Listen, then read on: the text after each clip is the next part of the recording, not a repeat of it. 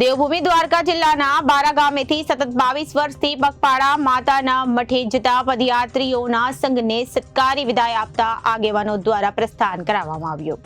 દેવભૂમિ દ્વારકા જિલ્લાના ખંભાળિયા તાલુકાના બારા ગામના યુવાનો સતત 22 દિવસથી બારાથી માતાના મઢે કચ્છ જાય છે, જેની શરૂઆત તાલુકાના પંચાયત પૂર્વ પ્રમુખ વિરેન્દ્રસિંહ ઉમેદસિંહ જાડેજા દ્વારા કરાઈ હતી, જે સંઘ આ 23મા વર્ષે પણ બારાથી માતાના મઢે પગપાળા જઈ રહ્યું હોય અને રાજપૂત સમાજના પ્રમુખ ચંદ્રસિંહ જાડેજા તેમજ આગેવાનો દ્વારા આ સંઘના યુવાનોને ફૂલહારથી સન્માનિત કરી અને વિદાય આપી હતી।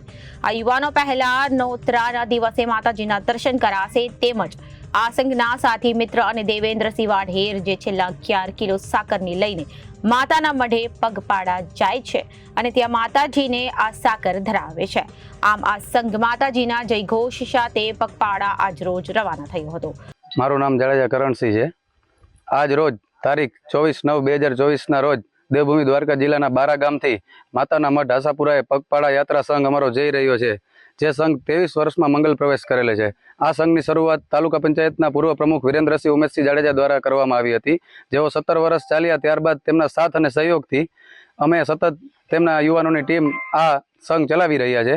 તેમજ અમારી સાથે અમને શુભેચ્છા પાઠવવા માટે અમારા રાજપૂત સમાજના પ્રમુખ ચંદ્રસિંહ જાડેજા અને અમારા યુવાનોની ટીમ મા આશાપુરાની અસીમ કૃપાથી 7 દિવસની અંદર માતાના મઢ પહોંચી જાય છે અને તેઓ દર્શન કરે છે પહેલા નોરતે। તેમજ અમારી સાથે એક આપણી સેનામાં સેવા આપતા તેવા દેવેન્દ્રસિંહ વાઢેર, જેઓ 11 કિલો સાકર લઈને માતાના મઢ ચાલીને જઈ રહ્યા છે, તેઓ સતત 11 વર્ષથી માતાના મઢ ચાલીને જઈ રહ્યા છે।